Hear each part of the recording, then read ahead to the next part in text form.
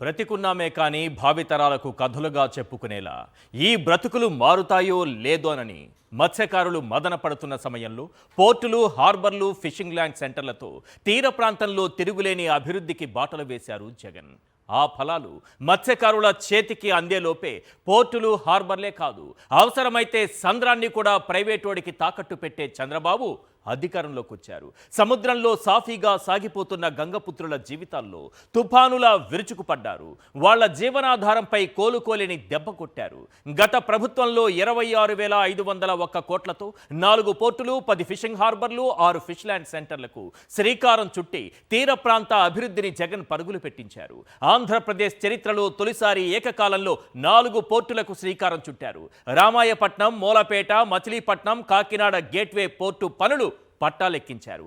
అసలు ఈ 4 పోర్టులు ఎంత సామర్థ్యంతో నిర్మాణ పనులు మొదలుపెట్టారు, వీటి నిర్మాణ వ్యయం ఎంతో ఒక్కసారి క్లియర్గా చూద్దాం. 4 పోర్టులు ఆంధ్రప్రదేశ్ చరిత్రలో ఇప్పటి వరకు ఏ ముఖ్యమంత్రికి రాని ఆలోచన. తీర ప్రాంతం 1000 కిలోమీటర్లకు పైగా ఉన్నటువంటి ఆంధ్రప్రదేశ్లో ఉన్న తీర ప్రాంతాన్ని మనం పోర్టుల ద్వారా ఉపయోగించుకోగలిగితే ఆంధ్రప్రదేశ్ అభివృద్ధి అనేది పరుగులు పెడుతుందనే తలంపుతో 4 పోర్టులు ప్రారంభించారు. అందులో ఒకటి రామాయపట్నం పోర్టు. నిర్మాణ వ్యయం 3,736.14 కోట్లు. తొలి దశలో పోర్టు సామర్థ్యం 34.04 MMTPA. తొలి దశలో బెర్తులు 4, పనులు ప్రారంభించింది 2022 జూన్ 24న. ఇక మూలాపేట పోర్టు నిర్మాణ వ్యయం 4,361.91 కోట్లు. తొలి దశలో పోర్టు సామర్థ్యం 23.5. తొలి దశలో బెర్తులు 4, పనులు ప్రారంభించింది 2023 ఏప్రిల్ 19న. ఇక మిగిలిన 2 పోర్టుల యొక్క అభివృద్ధి ఏ రకంగా ఉందో కూడా చూద్దాం. మచిలీపట్నం పోర్టు నిర్మాణ వ్యయం 5,254 కోట్లు సార్. తొలి దశలో పోర్టు సామర్థ్యం 35 MMTPA. తొలి దశలో బెర్తులు 4, పనులు ప్రారంభించింది 2023 మే 22న. ఇక కాకినాడ గేట్వే పోర్టు నిర్మాణ వ్యయం 2,123 కోట్లు. తొలి దశలో పోర్టు సామర్థ్యం 16 MMTPA. తొలి దశలో బెర్తులు 3, పనులు ప్రారంభించింది 2022 ఆగస్టున. రైట్, ఇదే అంశం పైన జగన్మోహన్ రెడ్డి గారు ఏం మాట్లాడారు, అసలు ఈ రాష్ట్రానికి పోర్టుల ఆవశ్యకత ఏంటి అన్నది జగన్మోహన్ రెడ్డి గారు క్లియర్గా వివరించారు. ఈరోజు ఒకసారి ఆయన ఏం మాట్లాడారో విందాం. రాష్ట్ర వ్యాప్తంగా కూడా మ్యాప్ గీసి ఎక్కడెక్కడైతే మత్స్యకారులు ఉన్నారో వాళ్ళందరికీ కూడా వాళ్ళకు హక్కుగా ఫిషింగ్ హార్బర్లు రావాలి. ఆ ఫిషింగ్ హార్బర్ల ద్వారా వాళ్ళ జీవన ప్రమాణాలు మెరుగుపడాలి అని చెప్పి వాళ్ళ కోసం ఎక్స్క్లూజివ్గా ఏకంగా 10 ఫిషింగ్ హార్బర్లు, 6 ఫిష్ ల్యాండింగ్ సెంటర్లు రాష్ట్ర వ్యాప్తంగా ప్లాన్ చేయడం జరిగింది. దాదాపుగా 16,000 కోట్ల రూపాయలతో 4 పోర్ట్లు, దాదాపుగా 3,800 కోట్ల రూపాయలతో 10 ఫిషింగ్ హార్బర్లు, దాదాపుగా 150 కోట్ల రూపాయలతో 6 ఫిష్ ల్యాండింగ్ సెంటర్లు, దాదాపుగా 20,000 కోట్ల రూపాయల పెట్టుబడులతో వీటికి అన్నింటికీ కూడా శ్రీకారం చుట్టాము. గతంలో వైఎస్ఆర్సీపీ ప్రభుత్వంలో మన హయాంలో ఈ 20,000 కోట్లే కాదు, ఈ 20,000 కోట్లకు అదనంగా మరో 6,000 కోట్ల రూపాయలతో మొత్తంగా 26,000 కోట్ల రూపాయలతో పోర్ట్లకు సంబంధించిన ఎక్స్పాన్షన్ కూడా ప్లానింగ్లోకి భాగమైంది. రాష్ట్ర వ్యాప్తంగా కూడా మ్యాప్ గీసి ఎక్కడెక్కడైతే మత్స్యకారులు ఉన్నారో వాళ్ళందరికీ కూడా వాళ్ళకు హక్కుగా ఫిషింగ్ హార్బర్లు రావాలి. ఆ ఫిషింగ్ హార్బర్ల ద్వారా వాళ్ళ జీవన ప్రమాణాలు మెరుగుపడాలి అని చెప్పి వాళ్ళ కోసం ఎక్స్క్లూజివ్గా ఏకంగా 10 ఫిషింగ్ హార్బర్లు, 6 ఫిష్ ల్యాండింగ్ సెంటర్లు రాష్ట్ర వ్యాప్తంగా ప్లాన్ చేయడం జరిగింది. దాదాపుగా 16,000 కోట్ల రూపాయలతో 4 పోర్ట్లు, దాదాపుగా 3,800 కోట్ల రూపాయలతో 10 ఫిషింగ్ హార్బర్లు, దాదాపుగా ప్రభుత్వాలు మారచ్చు, కానీ ప్రభుత్వం మొదలుపెట్టినటువంటి అభివృద్ధి పనులు మాత్రం ఆగిపోకూడదు. అవి కొనసాగాలి. కానీ తీర ప్రాంత అభివృద్ధి విషయంలో జగన్ ప్రారంభించిన పోర్టులు, హార్బర్లు, ఫిష్ ల్యాండ్ సెంటర్లను నాశనం చేయడమే ప్రధాన ధ్యేయంగా చంద్రబాబు ప్రభుత్వం అడుగులు వేస్తోంది. జగన్ హయాంలో మ్యారిటైమ్ బోర్డు తీసుకొచ్చి దాదాపుగా 95% పనులు పూర్తి చేసిన ప్రాజెక్టులను సైతం ప్రైవేటు వ్యక్తుల చేతుల్లో పెట్టేస్తున్నారు. చేపలు పడ్డాయని సంతోషించే లోపే ఏకంగా చేతిలో వలే లాగేసుకుంటే ఎలా ఉంటుంది? ప్రస్తుతం మత్స్యకారుల పరిస్థితి ఇలానే ఉంది.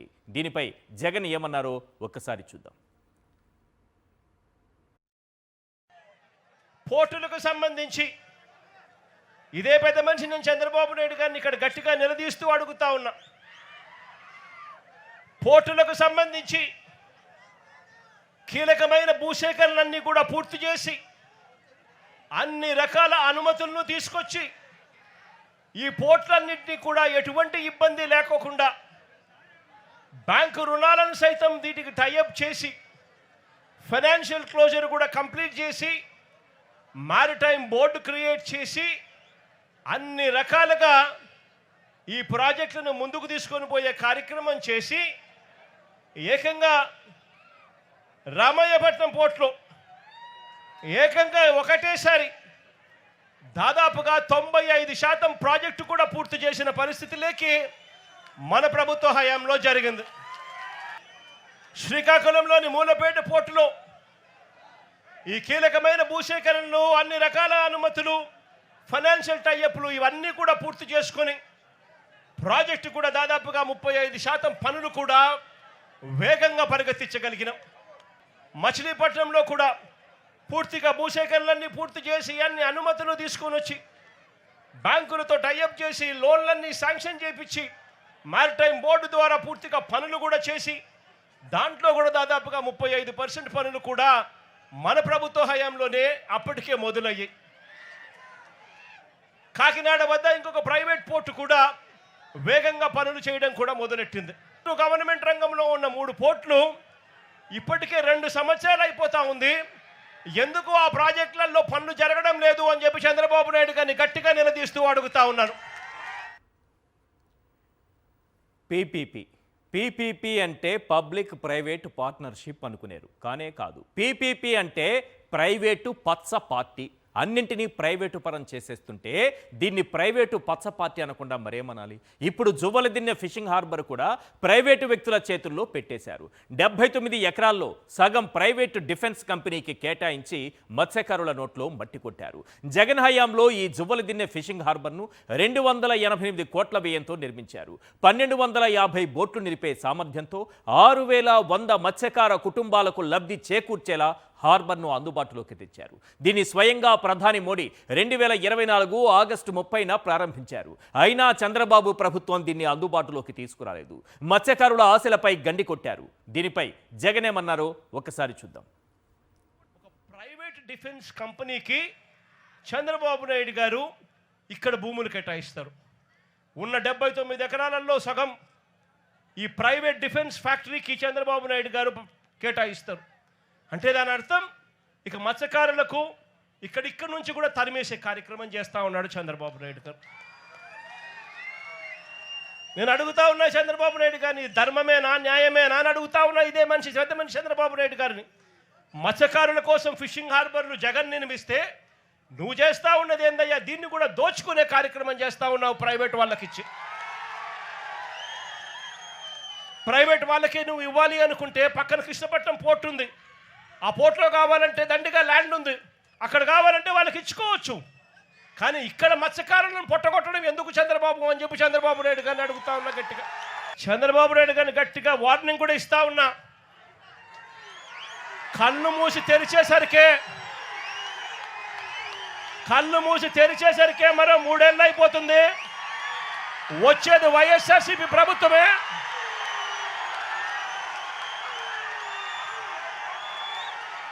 ఈ ప్రైవేట్ డిఫెన్స్ కంపెనీని ఇక్కడి నుంచి షిఫ్ట్ చేస్తారని చెప్పి కూడా చెప్తా ఉన్నాం.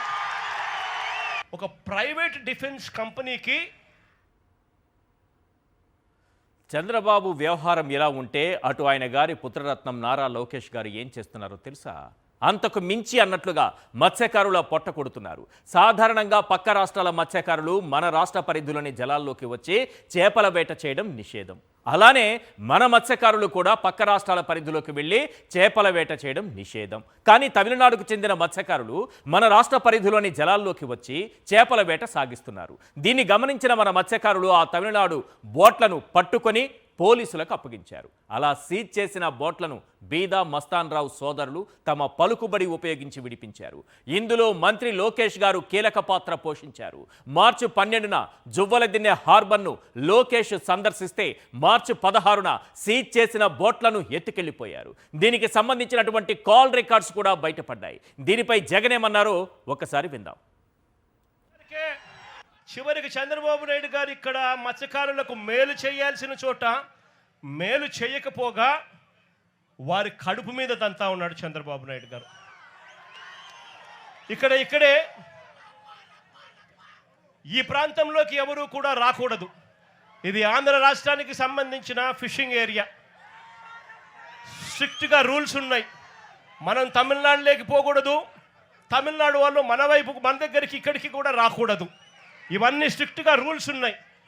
రూల్స్ ఉన్నా కూడా పక్కన తమిళనాడు నుంచి కరైకల్ ప్రాంతానికి చెందిన బోట్లు, మెకనైజ్డ్ బోట్లు మన ప్రాంతానికి ఇక్కడికి వచ్చి వాళ్ళు మెకనైజ్డ్ బోట్లతో ఇక్కడ మన మత్స్య సంపదనంతా కూడా తరలించుకొని పోతూ ఉంటే మన వాళ్ళు కడుపు మండి, మన వాళ్ళు తినడానికి ఇబ్బంది పడే పరిస్థితుల్లో కడుపు మండి రాష్ట్ర ప్రభుత్వం పలకని పరిస్థితుల్లో ఆ బోట్లను మన మత్స్యకారుల దగ్గరుండి ఆ బోట్లను పట్టుకొని పోలీసులకు అప్పచెప్తే పోలీసులు ఆ బోట్ల మీద కేసులు కట్టి ఎఫ్ఐఆర్లు చేసి ఆ బోట్లను సీజ్ చేస్తే ఆ సీజ్ చేసిన ఆ బోట్లను, ఆ ఎఫ్ఐఆర్ కట్టిన ఆ బోట్లను చివరకు మళ్ళీ ఏమైంది, ఇక్కడే ఇది ఫోన్ కాల్ డేటా.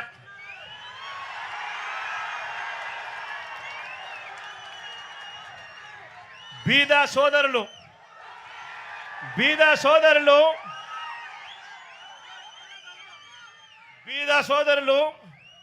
ఆయన అనుచరుడు కొందూరు పోలిశెట్టి,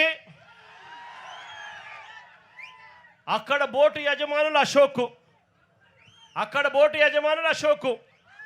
వీరి మధ్య జరిగిన సంభాషణలకు సంబంధించిన కాల్ డేటా, టెలిఫోన్లో మాట్లాడిన కాల్ డేటా, కాల్ నెంబర్లు, వీళ్ళందరూ కూడా కుట్రబన్ని ఒకరితో ఒకరు మాట్లాడుకొని నారా లోకేష్ అనే వ్యక్తి ఇప్పుడు మార్చి 12వ తారీఖున ఇటుకు వస్తాడు. మార్చి 16వ తారీఖున ఈ బోట్లు ఇక్కడ నుంచి పోతాయి. అంటే మత్స్యకారుల మీద కడుపు మీద కొట్టడం కోసం ఏకంగా ఇంతమంది దొంగలు, ఇంతమంది పెద్ద పెద్ద దొంగలు, ఒకరు ముఖ్యమంత్రి కొడుకు, ఒకడు ఎంపీ, ఇంకొకడు ఎమ్మెల్యే,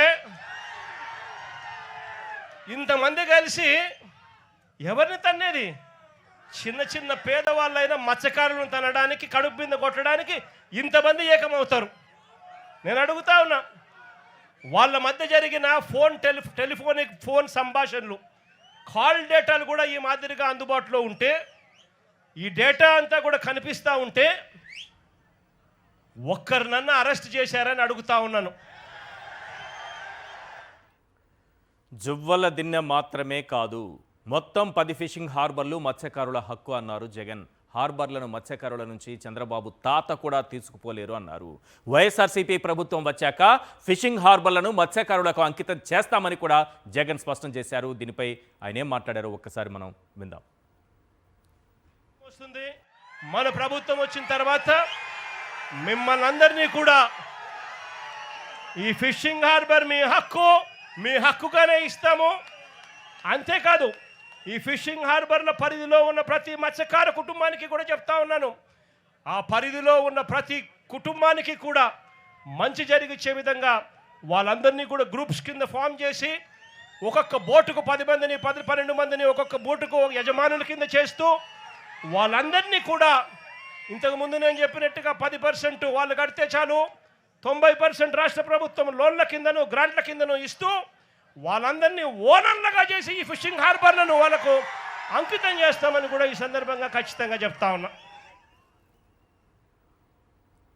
ఒకవైపేమో చంద్రబాబు నాయుడు గారు ప్రైవేటు పరం చేసేస్తుంటారు, మరోవైపేమో లోకేష్ గారు అక్కడికి వెళ్ళి మరి తమిళనాడు మత్స్యకారులకు సహాయం చేసేలా అక్కడ చర్యలు తీసుకున్నారని ఒక కాల్ డేటా ద్వారా విషయం మొత్తం కూడా బయటపడింది.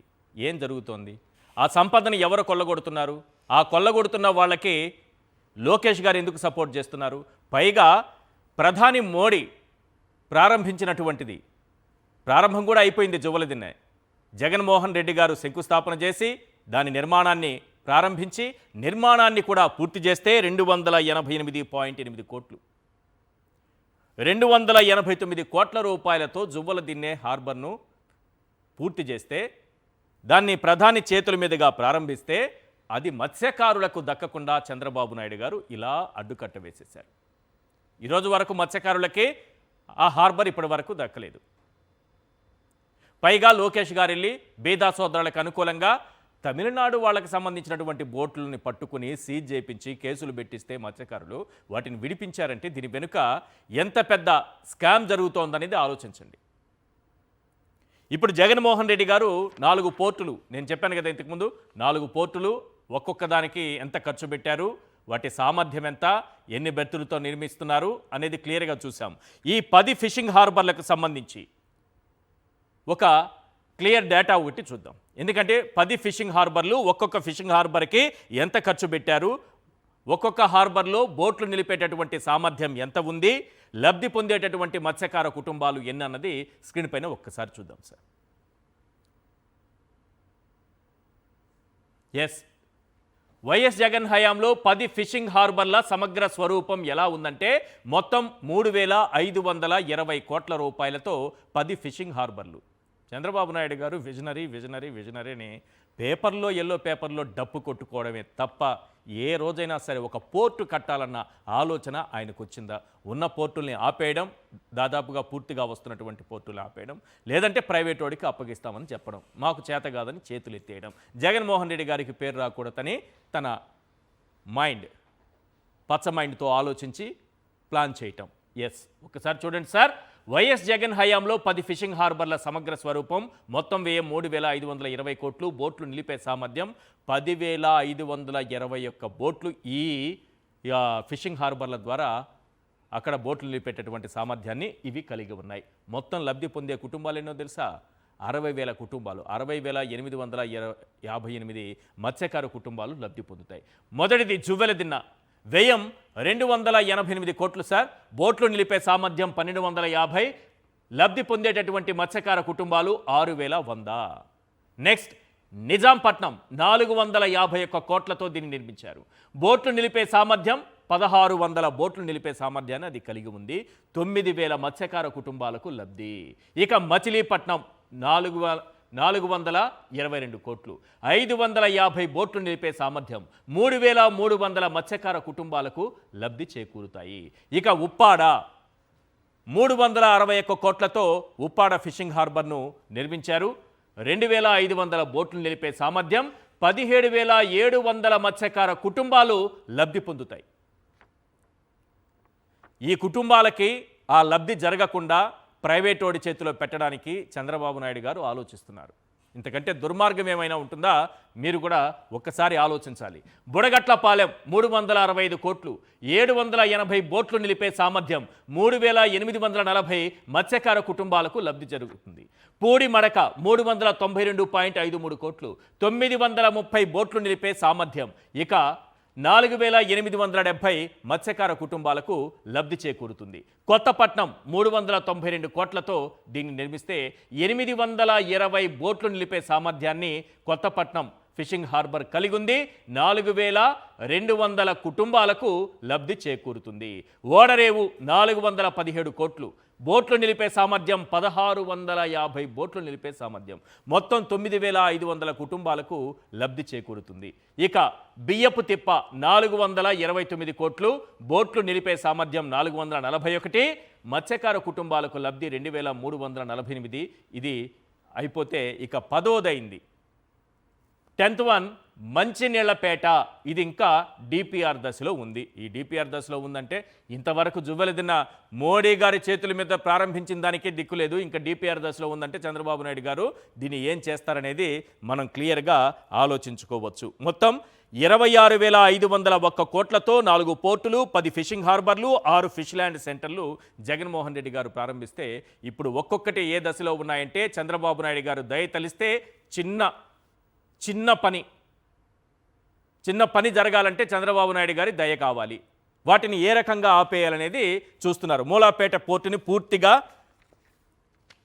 ఆపేశారు.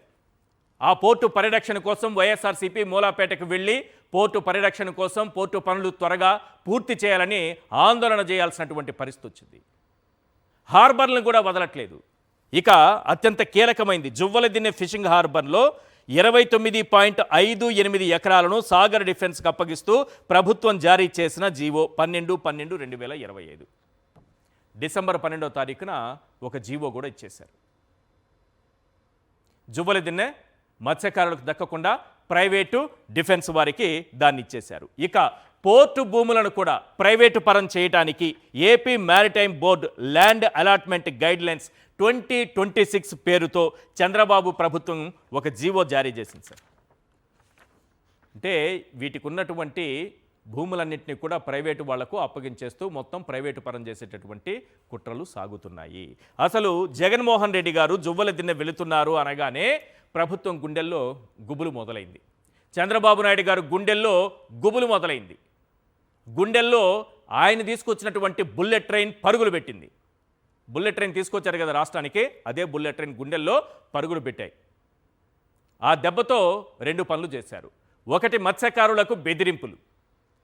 మత్స్యకారులకు ఎటువంటి బెదిరింపులంటే ఎవరైనా సరే జగన్మోహన్ రెడ్డి గారి కార్యక్రమానికి వెళితే ₹1,00,000 జరిమానా,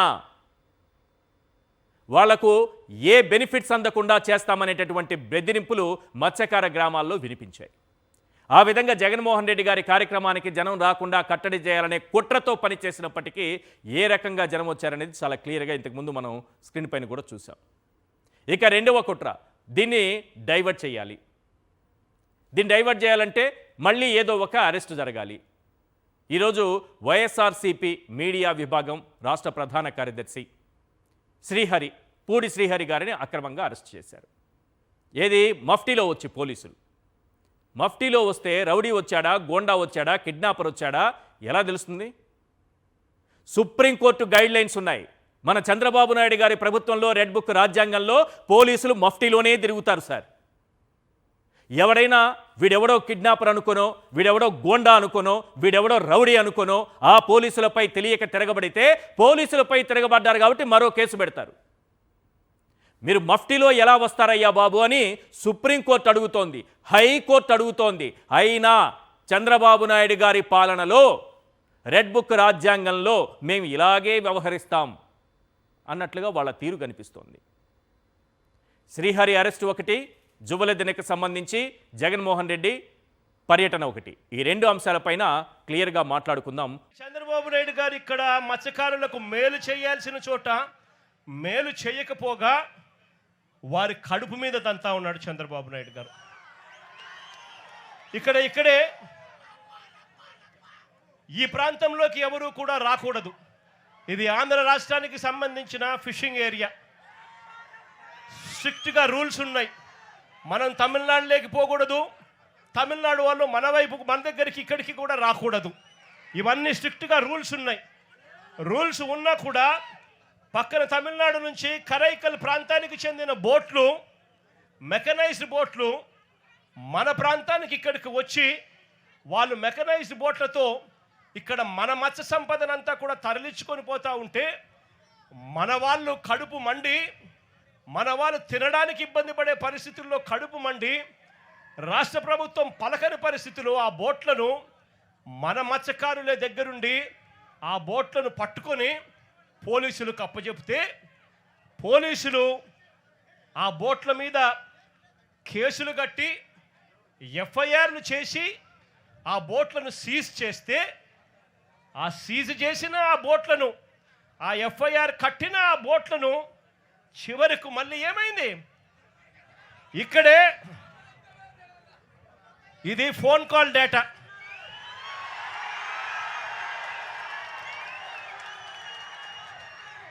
బీద సోదరులు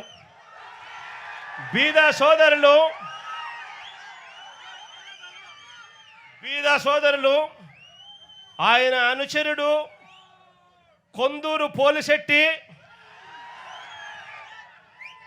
అక్కడ బోటు యజమానులు అశోక్, వీరి మధ్య జరిగిన సంభాషణలకు సంబంధించిన కాల్ డేటా, టెలిఫోన్లో మాట్లాడిన కాల్ డేటా, కాల్ నెంబర్లు, వీళ్ళందరూ కూడా కుట్రబన్ని ఒకరితో ఒకరు మాట్లాడుకొని నారా లోకేష్ అనే వ్యక్తి ఇప్పుడు మార్చి 12వ తారీఖున ఇటుకు వస్తాడు. మార్చి 16వ తారీఖున ఈ బోట్లు ఇక్కడ నుంచి పోతాయి. అంటే మత్స్యకారుల మీద కడుపు మీద కొట్టడం కోసం ఏకంగా ఇంతమంది దొంగలు, ఇంతమంది పెద్ద పెద్ద దొంగలు, ఒకరు ముఖ్యమంత్రి కొడుకు, ఒకడు ఎంపీ, ఇంకొకడు ఎమ్మెల్యే, ఇంతమంది కలిసి ఎవరిని తన్నేది? చిన్న చిన్న పేదవాళ్ళైన మత్స్యకారులను తనడానికి, కడుపు మీద కొట్టడానికి ఇంతమంది ఏకమవుతారు. నేను అడుగుతా ఉన్నా, వాళ్ళ మధ్య జరిగిన టెలిఫోనిక్ ఫోన్ సంభాషణలు, కాల్ డేటాలు కూడా ఈ మాదిరిగా అందుబాటులో ఉంటే, ఈ డేటా అంతా కూడా కనిపిస్తూ ఉంటే ఒక్కరినన్నా అరెస్ట్ చేశారని అడుగుతా ఉన్నాను.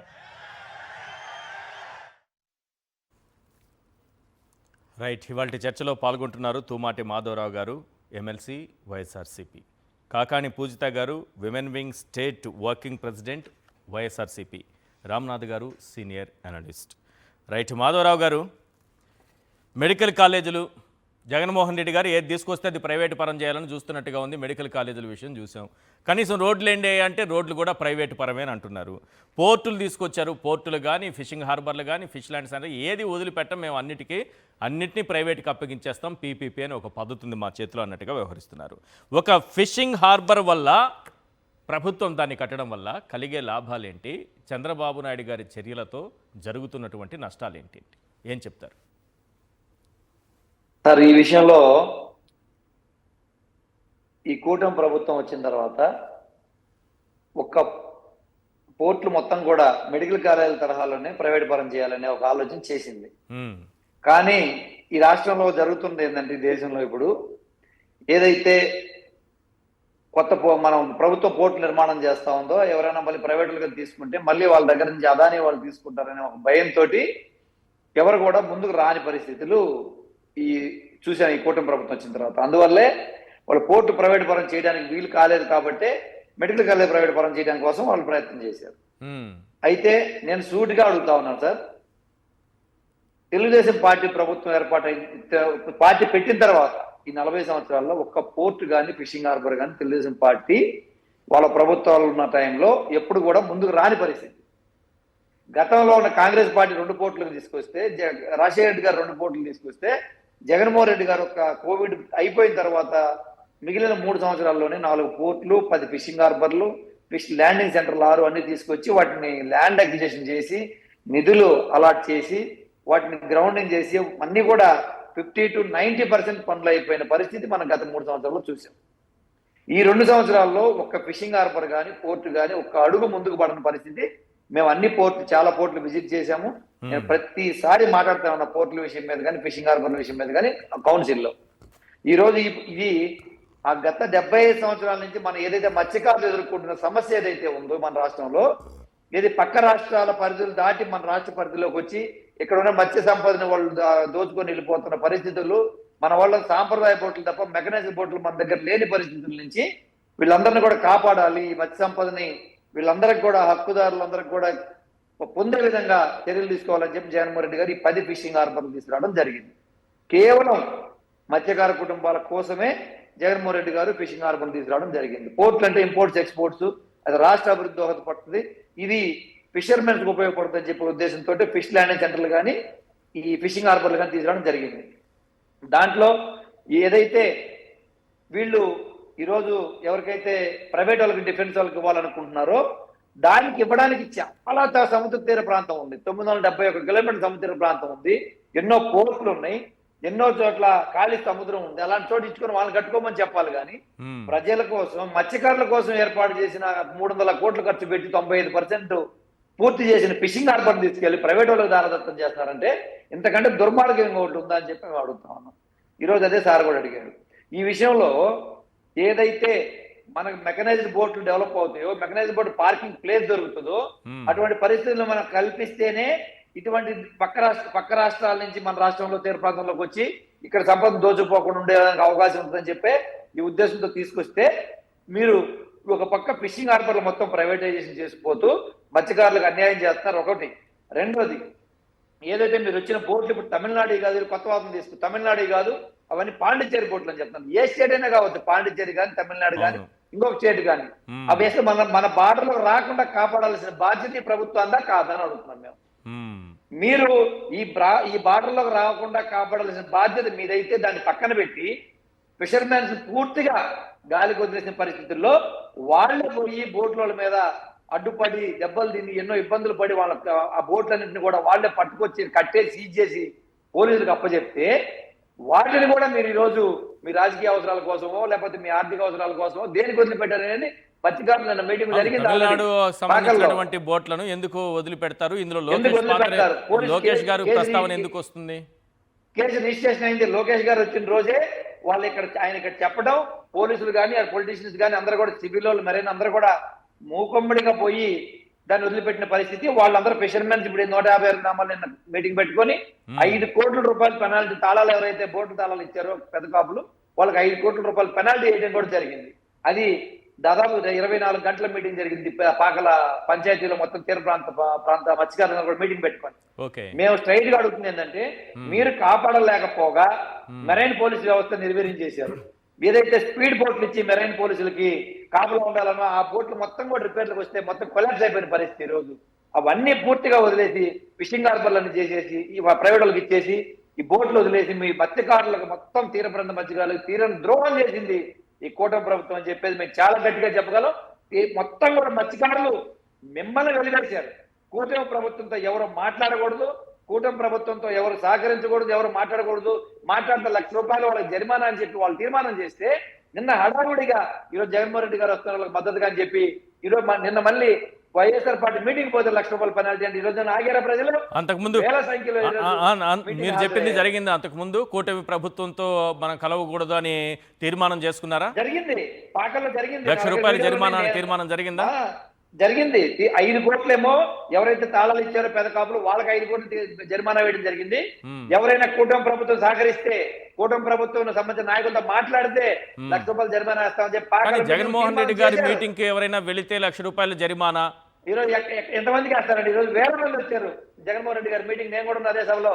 వాళ్ళందరికీ ఎక్కడ తీర్మానాలు వేస్తారు? కావాలని ఒక డ్రామాకి తెరతీశారు నిన్న సాయంత్రం.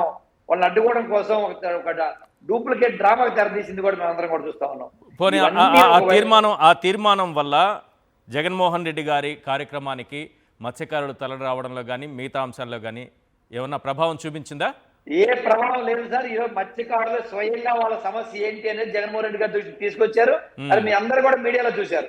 దానికి సమాధానంగానే జగన్మోహన్ రెడ్డి గారు వాళ్ళకి భరోసా ఇవ్వడం, రేపు మన ప్రభుత్వం వచ్చిన తర్వాత దీన్ని మళ్ళీ మేము తరలిస్తామని చెప్పడం, జగన్మోహన్ రెడ్డి గారు చాలా ధైర్యంగా హామీ ఇస్తే చాలా సంతోషంగా మత్స్యకారులు ఈ రోజు మళ్ళీ వెళ్ళకపోయిన పరిస్థితి నేను కళ్ళారా నేను చూశాను.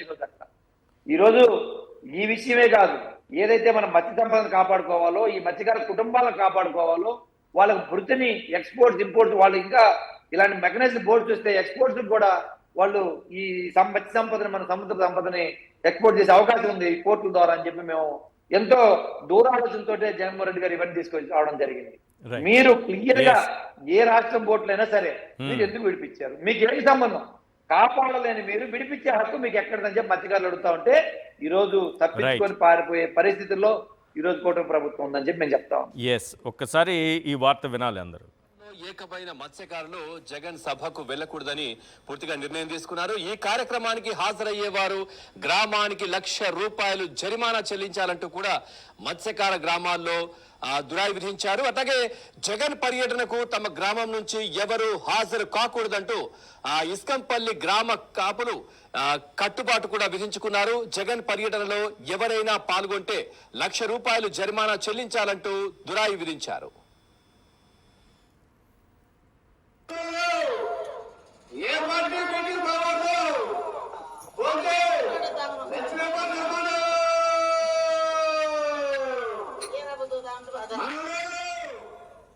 ఎస్ రామ్నాథ్ గారు, ఇది ఇప్పుడు నేను వినిపించినటువంటి న్యూస్ ఐటమ్ మీరు చూసే ఉంటారు, పత్రికలోనూ వచ్చింది, ఈ వార్తను కూడా చూసే ఉంటారు. ఓవరాల్గా మీ అబ్జర్వేషన్ ఏంటి సార్ జగన్ టూరు ఈరోజు జువ్వలదినికి సంబంధించి? ఈశ్వర్ గారు, మీకు మాధవరావు గారికి, పూజిత గారికి, సాక్షి ప్రేక్షకులకి నమస్కారం. ఇప్పుడు సింపుల్, జగన్మోహన్ రెడ్డి పర్యటనకు వెళ్తే ₹1,00,000 జరిమానా వేస్తామని చెప్పారు అన్నది ఏమాత్రం లాజిక్ లేని అంశం. వాళ్ళు చెప్పింది ఏంటి, అదే వార్తా సంస్థలు చెప్తున్నది ఏంటి, ఈ బోట్ల వ్యవహారం తేలే వరకు ఏ రాజకీయ పార్టీ కార్యక్రమానికి వెళ్ళకూడదు, కాబట్టి జగన్మోహన్ రెడ్డి గారి పర్యటనకు వెళ్ళినా సరే ₹1,00,000 జరిమానా వేస్తామని చెప్పారు అంటున్నారు. ఇప్పుడు బోట్లు తప్పించుకొని అక్కడి నుండి వెళ్ళిపోవడానికి ఏమన్నా వైఎస్ఆర్ కాంగ్రెస్ పార్టీ నాయకుల ప్రమేయం ఉందా, లేకుంటే జగన్మోహన్ రెడ్డి గారి ప్రమేయం ఉందా? అక్కడ ఇలాంటివి జరుగుతున్నప్పుడు ఒక ప్రతిపక్ష నాయకుడు వచ్చినప్పుడు సహజంగానే ఆ వర్గాలు స్వాగతిస్తాయి. ఎందుకంటే రాష్ట్ర వ్యాప్తంగా ఇంకా గట్టిగా వెళ్తుంది, మా సమస్య ఏంటనేది ప్రపంచానికంతా తెలుస్తుందని ఇన్వైట్ చేస్తారు. కానీ వాళ్ళు ₹1,00,000 జరిమానా వేస్తాం జగన్మోహన్ రెడ్డి పర్యటనకు వెళ్తే అన్నారు అంటే ఏదో ఇన్ఫ్లుయెన్స్ పనిచేసింది. అక్కడ ఉండే వాళ్ళందరినీ బెదరగొట్టడానికి ఆ సంఘాల మీద ఎవరు అధికార పార్టీ వాళ్ళు లేకుంటే మరెవరు ఒత్తిడి చేసి స్టేట్మెంట్ ఇప్పించారనేది చాలా సింపుల్ గానే అర్థమైంది. లేకుంటే ఒక ప్రతిపక్ష నాయకుడి పర్యటనకు ఎవరు వెళ్ళకూడదు, అది కూడా ఇప్పుడే అక్కడ బోట్లు తప్పించుకొని వెళ్ళిపోవడానికి ఏదో వైసీపీ వాళ్ళు కనీసం ఆరోపణ ఉంటే సరే మీరు వెళ్ళడానికి వీలు లేదు అనడానికి, అవన్నీ లేనప్పుడు ఇది లాజిక్ పనికిరానిది అనేది అర్థమవుతుంది, ఏదో ఒత్తిడి ఉందని అర్థమవుతుంది. అన్నింటికి మించి జగన్మోహన్ రెడ్డి గారు మేము అధికారంలోనికి వచ్చిన తర్వాత మళ్ళీ ఈ సంస్థను ప్రైవేట్ సంస్థను పంపించేసి ఈ భూములన్నీ మీకే అప్పగిస్తామన్న తర్వాత తెలుగుదేశం పార్టీ వాళ్ళు ఏం ఆర్గ్యుమెంట్ తీసుకున్నారు చూసారా, జగన్మోహన్ రెడ్డి అన్నింటినీ తరిమేస్తాం అంటూ ఉన్నారని మళ్ళీ మొదలు పెట్టారు ప్రచారం. కానీ ఇక్కడ ప్రజలు గమనించాల్సింది ఏంటంటే, సరే జగన్మోహన్ రెడ్డి ఆ సంస్థని వెనక్కు పంపిస్తామంటే తరిమేస్తామని వాళ్ళు ప్రచారం చేస్తున్నారు, కానీ ప్రజల పక్షాన ధర్మం వైపు ఎవరున్నారు అనేది ప్రజలు ఆలోచించుకోవాలి. జగన్మోహన్ రెడ్డి ఈ 3 ఏళ్లు అదిరించో బెదిరించో మేము వస్తే అది చేస్తాం ఇది చేస్తామని చెప్పు మెడికల్ కాలేజీలు కావచ్చు, ఇలా హార్బర్లు కావచ్చు, అనేక ప్రభుత్వ రంగ సంస్థలు కావచ్చు, ప్రైవేట్ వ్యక్తులకు ఇవ్వకుండా ఆపగలగచ్చు. కానీ ప్రజలు గమనించాల్సింది ఏంటి అంటే, ఒకవేళ వచ్చే ఎన్నికల్లో మళ్ళీ తెలుగుదేశం పార్టీకి ఓటు వేస్తే గెలిపిస్తే ఇక ఆ తర్వాత ఎవ్వరూ కూడా అడ్డుకోలేరు. ఏది కూడా ప్రభుత్వ ఆధీనంలో మిగలదు. హార్బర్లు మిగలవు, పోర్టులు మిగలవు, మెడికల్ కాలేజీలు మిగలవు, హాస్పిటల్ మిగలవు, వీలైతే స్కూళ్ళు కూడా మిగలవు అన్నది ప్రజలు గమనించుకోవాలి. జగన్మోహన్ రెడ్డి 25,000 మత్స్యకారులకు పొట్టగొట్టే అంశాన్ని ఆయన మాట్లాడుతూ ఉంటే దానికి ఇంకోలాగా వాళ్ళు ప్రచారం చేస్తున్నారంటే చాలా క్లియర్. ఈసారి తెలుగుదేశం పార్టీ గెలిస్తే ప్రభుత్వ సంస్థలు అన్నింటినీ కూడా ప్రైవేట్ వాళ్ళకి ఇచ్చి మరి బహిరంగంగానే చెప్పి, ఇదిగో ఈ సంస్థను తీసుకున్న వ్యక్తి, మెడికల్ కాలేజ్ తీసుకున్న వ్యక్తి మావాడే, సో వాట్ ఏంటి పబ్లిక్ కే మాకు ఓటు వేసాక మీదేంటి మధ్యలో అంటారు. కాబట్టి ఏది మిగలదు అనేది గుర్తుపెట్టుకోవాలి. కానీ మెడికల్ కాలేజీలు కూడా టెండర్లు వేయడానికి ఎవరు ముందుకు రాకపోవడానికి కారణం ఏంటి అసలు? ఇది అవినీతిలో మనం భాగస్వామ్యం అవుతున్నాము అని భయపడుతున్నారా, లేకపోతే నెక్స్ట్ వచ్చేది జగన్మోహన్ రెడ్డి గారి ప్రభుత్వం అని భయపడుతున్నారా? ఎందుకు ఒక ప్రభుత్వం ఉన్నప్పుడు టెండర్లు పిలిచినప్పుడు ఒక్కరు కూడా ముందుకు రావట్లేదు ఎందుకు? ఇప్పుడు చాలా సింపుల్ ఈశ్వర్ గారు, తెలుగుదేశం పార్టీలో కూడా పెద్ద పెద్ద వేల కోట్ల ఆస్తులు ఉన్న వాళ్ళు, పెద్ద పెద్ద వ్యాపారాలు ఉన్న వాళ్ళు ఉంటున్నారు, కానీ వాళ్ళు ఎవరు కూడా రావడం లేదు. ఇప్పుడు నారాయణ గారికి మెడికల్ కాలేజ్ ఉంది, నేను మెడికల్ కాలేజ్ తీసుకుంటానని ముందుకు రావచ్చు కదా. ఇప్పుడు పెమ్మసాని గారు ఉన్నారు, 5,000 కోట్ల రూపాయలు ఆస్తులు చూపెట్టారు. అమరావతిలో 1,000 కోట్ల రూపాయలతో ఏదైనా ఇన్వెస్ట్మెంట్ పెట్టచ్చు కదా. వాళ్ళు ఎక్కడ రావడం లేదు దేంట్లో కూడా, కానీ బయట వాళ్ళు రావండి అనేసరికి వాళ్ళకి అర్థమవుతుంది వీళ్ళకే నమ్మకం లేదు, ఇక మనం వెళ్ళి అక్కడ ఎందుకు ఇరుక్కోవాలని చాలా మంది రావడం లేదు. ఒకటి, ఇప్పుడు మెడికల్ కాలేజ్ జగన్మోహన్ రెడ్డి చాలా సీరియస్ గా అంశంలో ఉన్నారు, అవి ప్రభుత్వ ఆధీనంలోనే ఉండాలి, అప్పుడే పేదలకు న్యాయం జరుగుతుందన్న ఉద్దేశంతో ఉన్నారు. కాబట్టి ఆయన డ్రీమ్ గా నిర్మిస్తున్న మెడికల్ కాలేజ్ జోలికి మనం వెళ్ళినా సరే రేపు జగన్మోహన్ రెడ్డి అధికారంలోనికి వస్తే, ఎందుకు చంద్రబాబు నాయుడు గారే చెప్తున్నారు కదా, అసలు జగన్మోహన్ రెడ్డి గారు అధికారంలోనికి రారు అన్న నమ్మకం ప్రభుత్వ పాలకుల కన్నా ఉంటే అమరావతికి చట్టబద్ధత అంటూ ఇలా రకరకాలుగా చేసుకోరు కదా. అంటే వాళ్ళకి క్లియర్ గా అర్థమవుతుంది. కాబట్టి ఇక ఆటోమేటిక్ గా అందరూ రిసీవ్ చేసుకుంటున్నారు. ఓకే, ప్రభుత్వ పెద్దలకే నమ్మకం లేనప్పుడు మనం ఎందుకు ఆ రిస్క్ లోనికి వెళ్ళాలి అని. అయితే ఒకటి, ఈ 3 ఏళ్ళలో అవుతుంది, ఒకవేళ పబ్లిక్ ఏమన్నా మళ్ళీ తెలుగుదేశం పార్టీకి ఓటేస్తే ఇంకా దాన్ని అడ్డుకునేవాడు ఎవరు ఉండరు ఈ స్టేట్ లో, తొడగొట్టి మరి మా వాళ్ళే మేమే అప్పగిస్తున్నామని కూడా చెప్తారు. దీంతో పాటు ఈ రోజు అక్కడ జరుగుతున్నది ఏంటి, ఈ హార్బర్ నిర్మాణంలో కూడా తెలుగుదేశం పార్టీ పాత్ర చాలా కీలకంగా ఉందని అప్పుడు తెలుగుదేశం పార్టీ నాయకులు మాట్లాడుతున్నారు. కానీ గమనిస్తే 2021 మార్చిలో జగన్మోహన్ రెడ్డి గారు శంకుస్థాపన చేశారు.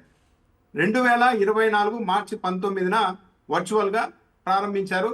ఆ తర్వాత అదే ఏడాది ఆగస్టు నెలలో ప్రధాని మోడీ గారు జాతికి అంకితం ఇచ్చారు. అవును. చంద్రబాబు నాయుడు గారు జూన్ 12న ప్రమాణ స్వీకారం చేశారు ముఖ్యమంత్రిగా.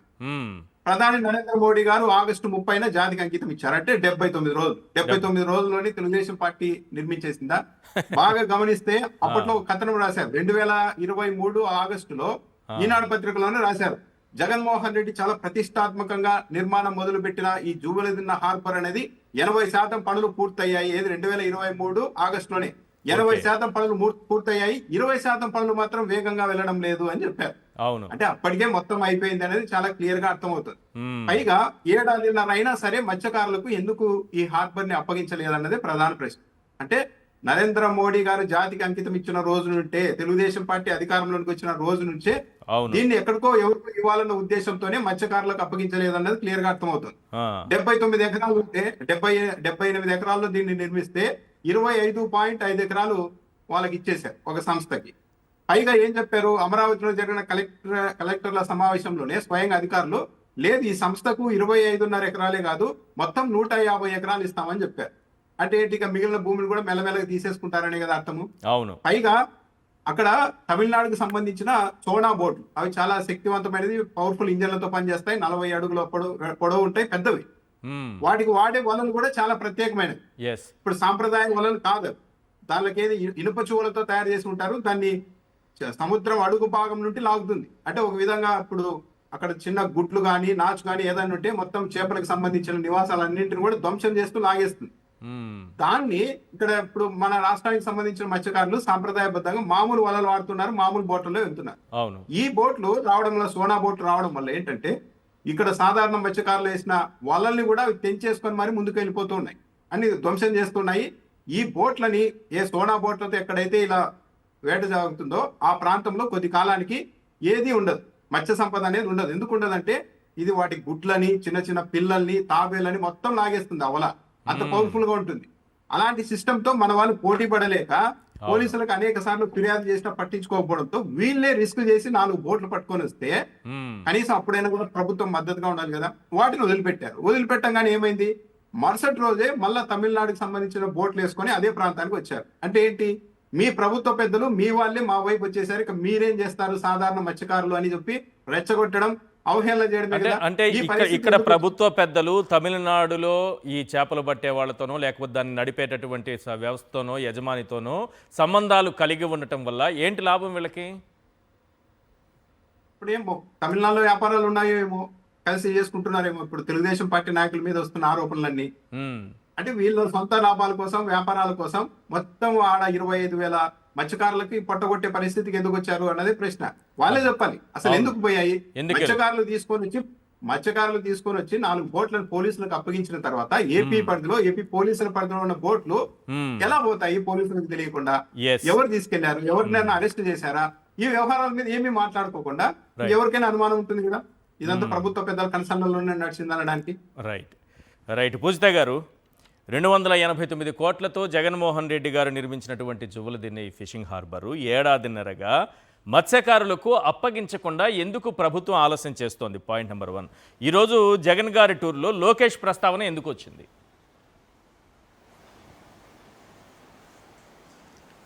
మొట్టమొదటగా జువలదిన్నె ప్రోగ్రాముకి జగనన్న రాగానే అందరూ మత్స్యకారులు ఆయనకి మద్దతు తెలిపారంటేనే మనకు అర్థమైపోతుంది జగనన్న హయాంలో మత్స్యకారులకు ఎంత మంచి జరిగింది. ఈరోజు టీడీపీ పార్టీ రాగానే ఎంతగా వాళ్ళు దానివల్ల ఇబ్బందులు ఫేస్ అవుతున్నారు అనేది క్లియర్గా తెలుస్తుందండి. వాళ్ళు మేము చెప్పినటువంటి మాటలు కాదు, అక్కడ వచ్చిన మత్స్యకారులే వాళ్ళే జగనన్నతో చెప్పుకున్న మాటలు ఏంటంటే, మాకు చాలా కష్టంగా ఉన్నింది, మేము చాలా ఇబ్బందులు పడుతున్నాము, ఈ 79 ఎకరాలు కూడా మాకు సరిపోదు మేము పూర్తిగా దిగితే అని చెప్పి దాదాపు జగనన్న ఆలోచన కూడా ఫస్ట్ ఫేజ్లో మనం ఇది స్టార్ట్ చేసిన తర్వాత మళ్ళీ దీన్ని ఎక్స్పాండ్ చేయాలన్నటువంటి ఆలోచనతో జగనన్న ముందుకెళ్తున్నారు. కాకపోతే ఇప్పుడు మనం ఆ ఎక్స్పాన్షన్ అనేది లేదు, ఇచ్చినది కూడా పూర్తిగా వాళ్ళకి హ్యాండ్ ఓవర్ చేయలేదు. అంటే కేవలం ఆ ఫిషింగ్ హార్బర్ అనే కాదు, దానికి సంబంధించి కోల్డ్ స్టోరేజ్ కానీ, ఐస్ మ్యానుఫ్యాక్చరింగ్ ఇవి కానీ, చిల్ రూమ్స్ కానీ, లేకపోతే డ్రైయింగ్ ప్లాట్ఫామ్స్ కానీ, దానికి సంబంధించినటువంటి ఏ ప్లాన్స్ పూర్తి చేయకుండా, అవి వాళ్ళు హ్యాండ్ ఓవర్ చేయకుండా, ఏ 95% అయితే మనం చేశామో అదే వాళ్ళు పెట్టుకొని దాన్ని ప్రైవేటైజేషన్ చేయాలనేటువంటి ఒక దుర్మార్గమైన ఆలోచన వాళ్ళకి వచ్చింది. అది స్టార్టింగ్ నుంచే ఉంది కాబట్టే వాళ్ళు హ్యాండ్ ఓవర్ చేయలేదు మత్స్యకారులకి ఏ రోజు. అయితే దాంట్లో బాధపడాల్సిన విషయం ఏంటంటే చేసేది కూడా ఎంత ఘోరమైనటువంటి మనుషులకి హ్యాండ్ ఓవర్ చేస్తున్నారంటే అది సాగర్ డిఫెన్స్. అంటే డిఫెన్స్కి సంబంధించిన ఒక ప్రైవేట్ కంపెనీ. ఇప్పుడు డిఫెన్స్కి సంబంధించిన కంపెనీ అక్కడికి వచ్చి అక్కడ ఫైటర్ సబ్మరీన్స్ కానీ, షిప్స్ కానీ, వాటికి సంబంధించినటువంటి ఎక్విప్మెంట్ కానీ యూజ్ అయ్యిందంటే ఖచ్చితంగా మన సంపద ఏదైతే ఉందో, లేకపోతే ఫిషెస్ ఏవైతే ఉన్నాయో చచ్చిపోతే మత్స్యకారులకి జీవనోపాధి ఏంటి? జగనన్న అర్థం చేసుకున్నారు మత్స్యకారులు ఏ రకంగా ఇబ్బందులు పడుతున్నారు, లేకపోతే వాళ్ళకి సరైన జీవనోపాధి లేదు అనగానే దానికోసమనే ఈ పోర్ట్లు కానీ, ఫిషింగ్ హార్బర్లు కానీ వాళ్ళకి రావాలి, దానివల్ల మనం మత్స్యకారులకి సహాయం చేయగలము, వాళ్ళ జీవనోపాధి వాళ్ళే చూసుకుంటారు అనేటువంటి ఆలోచన ఉంది కాబట్టి ఫస్ట్ ఇప్పుడు ఈ హార్బర్స్ తీసుకొచ్చారు.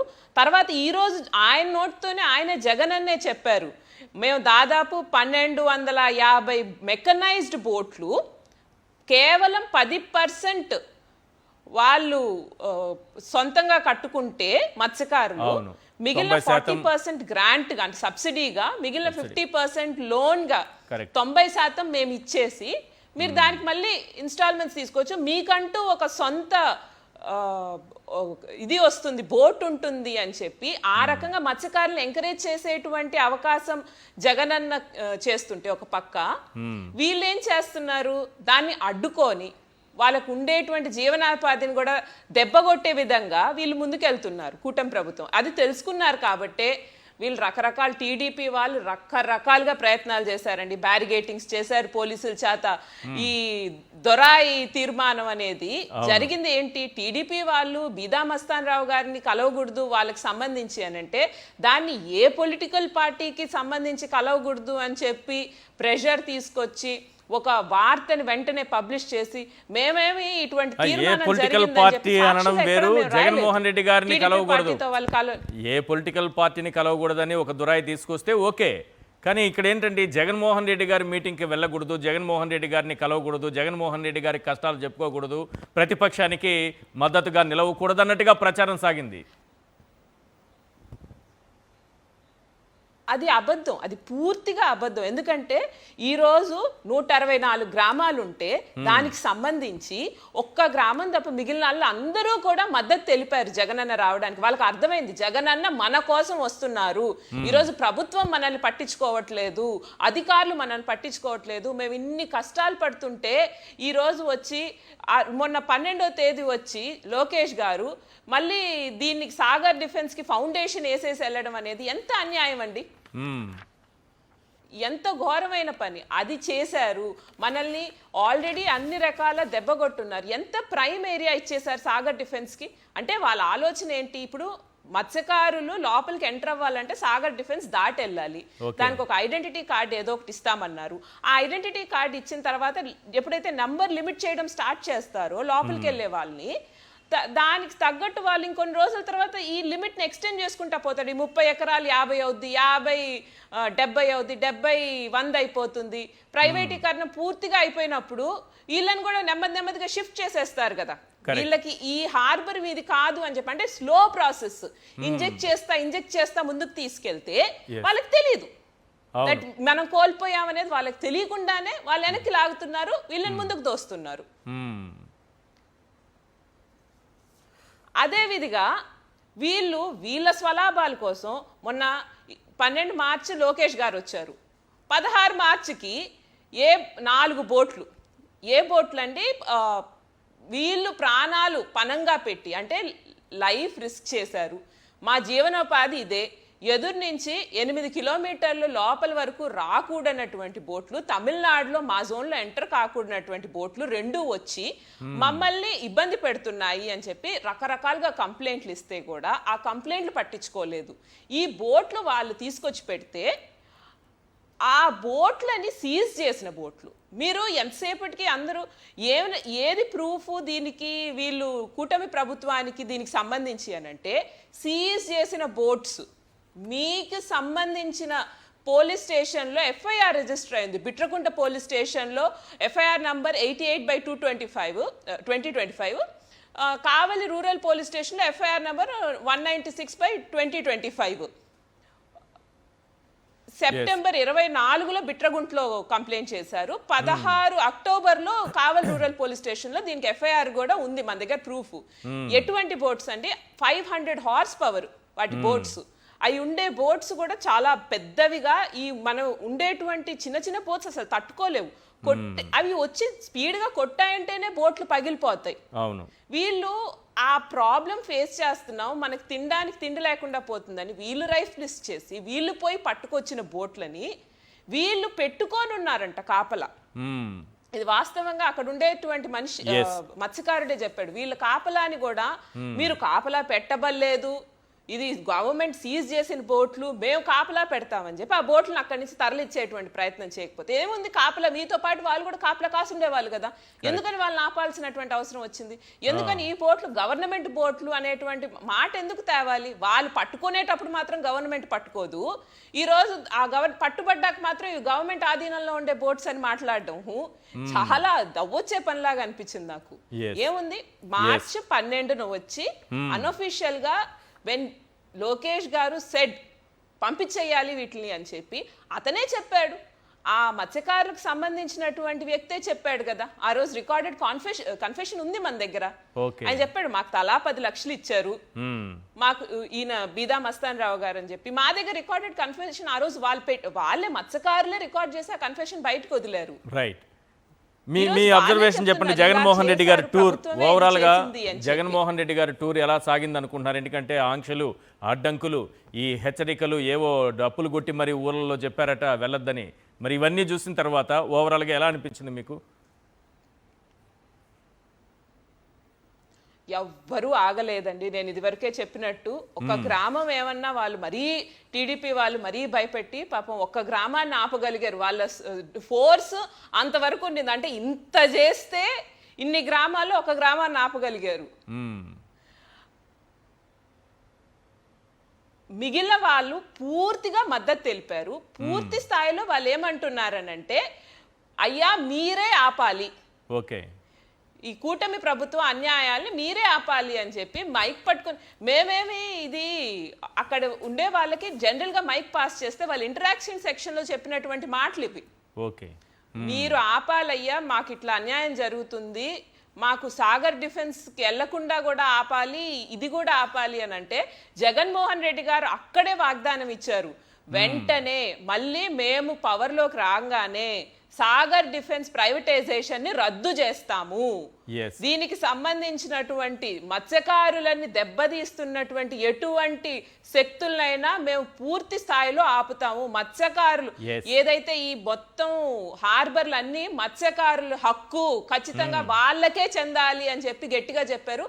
మత్స్యకారులు కూడా చాలా సంతోషపడ్డారు, నమ్ముతున్నారు జగనన్న వస్తేనే ఇది జరుగుద్దని కూడా గట్టిగా నమ్ముతున్నారు. మాధవరావు గారు, ఈరోజు పూడి శ్రీహరి గారి అక్రమ అరెస్టుకి సంబంధించి ఒకవైపేమో ఇటు చూస్తే నారా లోకేష్ గారికి ప్రమోషన్, జాతీయ వర్కింగ్ ప్రెసిడెంట్ పార్టీకి సంబంధించి, ఇటు చూస్తే ఏమో అరెస్ట్ జరగడం వెంటనే, అంటే రెండు ఒక యాదృచ్ఛికంగా జరిగిందా, యథాలాపంగా జరిగిందా, మన పాలనలో యథాతథంగా జరిగిందా, ఎలా అనుకోవాలి దీన్ని? సార్ ఇది యాదృచ్ఛికంగా జరిగింది కాదు. వాళ్ళు చాలా రోజుల నుంచి కూడా జగన్మోహన్ రెడ్డి గారికి ఎవరైతే హీరోలుగా ఉన్నారో, ఎవరైతే పిల్లర్ లాగా ఉన్నారో వాళ్ళందరినీ కూడా కొంచెం మన ఇబ్బంది పెట్టి వాళ్ళందరినీ అరెస్టులు చేసి వాళ్ళు మానసికంగా కానీ అన్ని రకాలుగా వాళ్ళని ఇబ్బంది పెడితే ఏదో జగన్మోహన్ రెడ్డి గారు వీక్ అవుతారో, పార్టీ వీక్ అవుతుందని ఒక దుర్మార్గమైన ఆలోచనతో ముందుకెళ్తా ఉన్నారు. ఇది ఇంకా 1కి 10 రెట్లు 100 రెట్లు బలపడే పరిస్థితే కానీ ఎవరు భయపడి వెనక్కిపోయే పరిస్థితి కాదు. కేవలం ఉద్దేశపూర్వకంగానే వాళ్ళు చేసింది ఇది. గతంలో కూడా చాలాసార్లు ప్రయత్నం చేశారు, కానీ వాళ్ళు ఏది చేయలేక వెనక్కి తిరిగిపోయిన పరిస్థితులు. ఆ రోజు ధనంజయ రెడ్డి గారిని కూడా చూసాం, సాక్షి ఎడిటర్ గారిని కూడా. ఇది ప్రతి వాళ్ళు ఏదైనా ఒక కార్యక్రమం చేసుకోవాలనుకున్నప్పుడు ఎవరో ఒకరు టార్గెట్ చేయడం. ఈ రోజు పోర్టులు సందర్శనకి జగన్మోహన్ రెడ్డి గారు వస్తున్నారు కాబట్టి డిబేట్ చేయాలి, దాన్ని మళ్ళీ డిబేట్ కింద పెట్టాలి, మన క్యాడర్ మొత్తాన్ని మైండ్ డైవర్షన్ చేయాలి. ఈ డైవర్షన్ పాలిటిక్స్ వాళ్ళు అమ్ముకోవాలి, వాళ్ళు తప్పులు బయటకు రాకుండా ఉండాలి.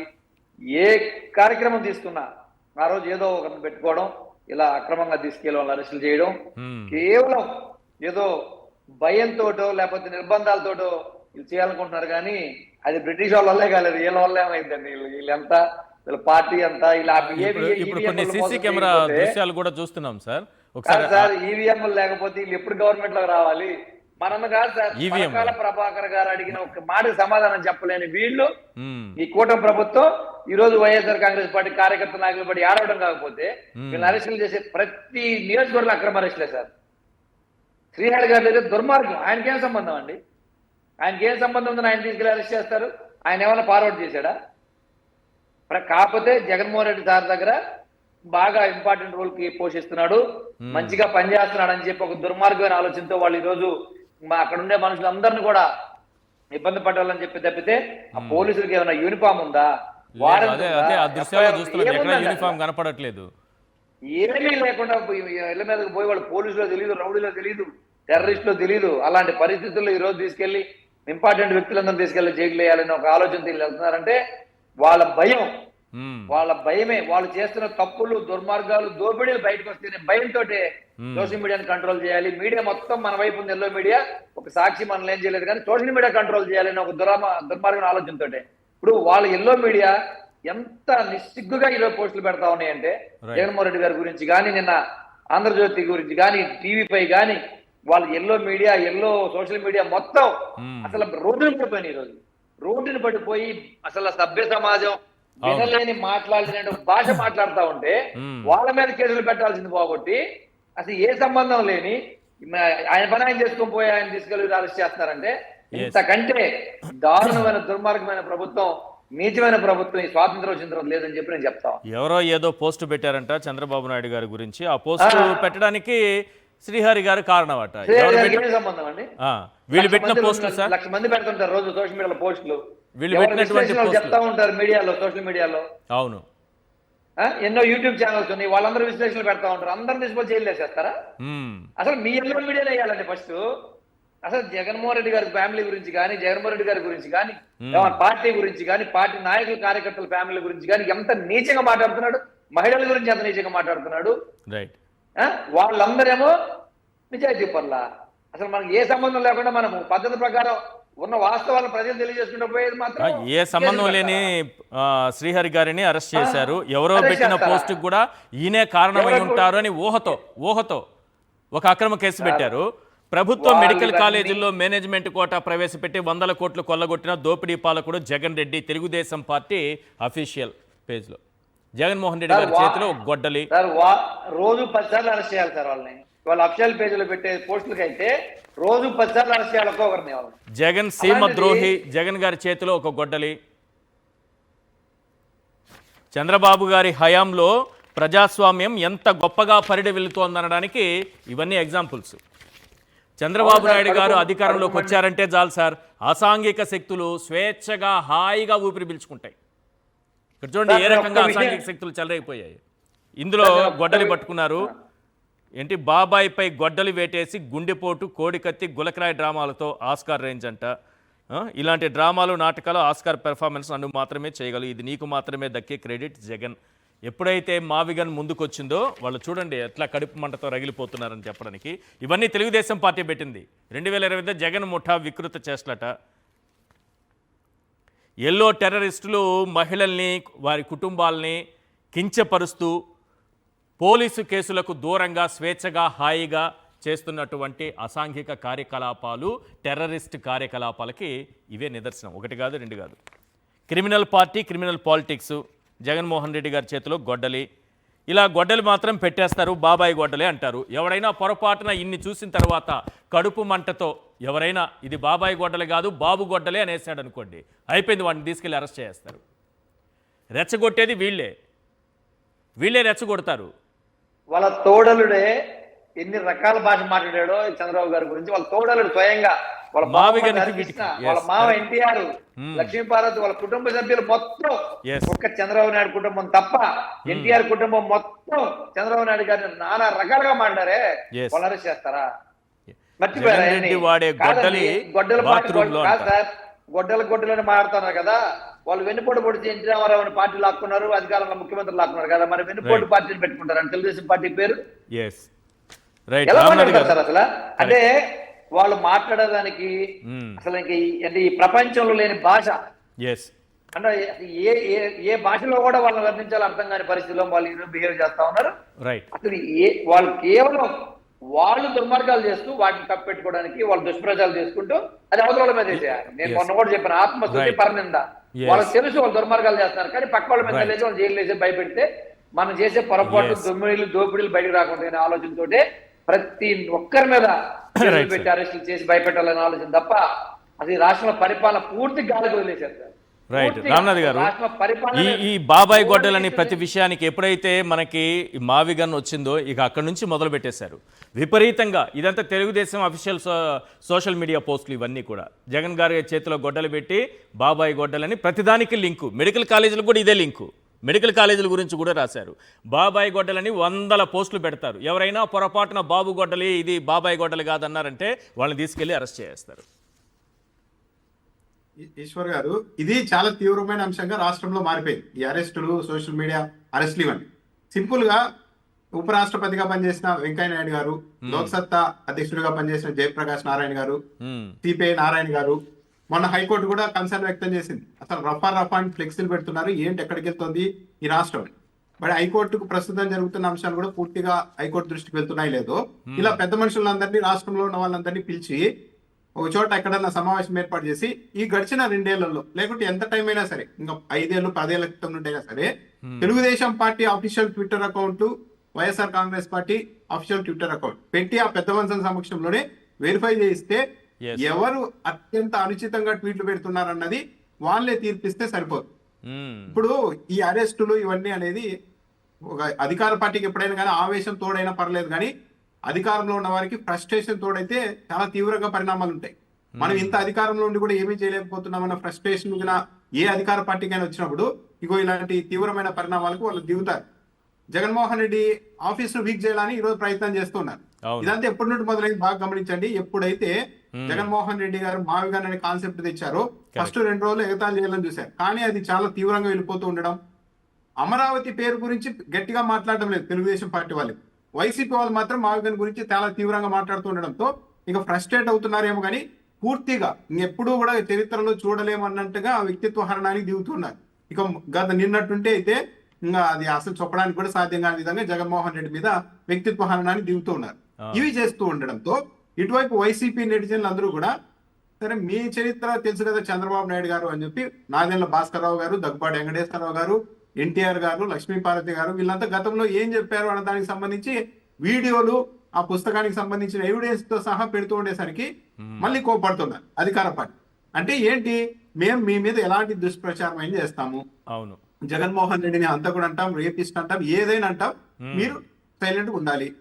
రివర్స్ లో మా చరిత్ర తవ్వాలని చూస్తే మాత్రం ఇలా అరెస్టులు చేస్తాం అని ఒక వార్నింగ్ ఇచ్చి యువతల పక్షాన్ని అణిచివేయడానికి తెలుగుదేశం పార్టీ దిగుతోంది.